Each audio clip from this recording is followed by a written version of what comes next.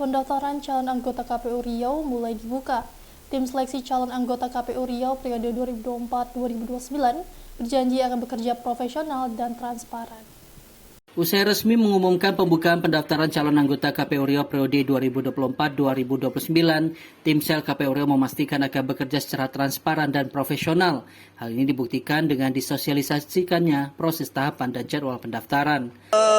Saya kira semua tahapan harus dilalui ya. Tahapan ini harus dilalui, mulai dari administrasi semua tahapan harus dilalui.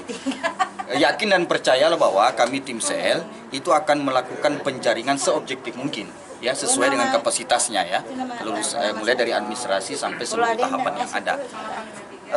Saya kira kekhawatiran publik itu ya wajar gitu ya, ketika misalnya dalam momen proses seleksi ini adalah proses pemilu, ditakutkan ada rekomendasi orang partai politik atau penguasa lokal dan segalanya. Tapi saya ingin tegaskan jamin bahwa ini tidak ada ya rekomendasi siapapun untuk mempengaruhi keputusan tim sel untuk menetapkan baik ke 20 besar maupun ke 10 besar. Apalagi proses tahapan ini melalui aplikasi semua.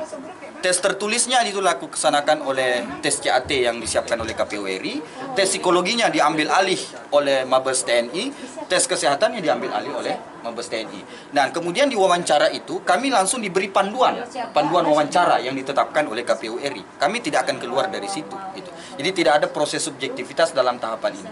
Nah, saya bersyukur juknis yang dikeluarkan oleh KPU RI ini memang menghindarkan kita untuk melakukan satu tahapan yang saya kira bisa mengabaikan sisi-sisi integritas itu.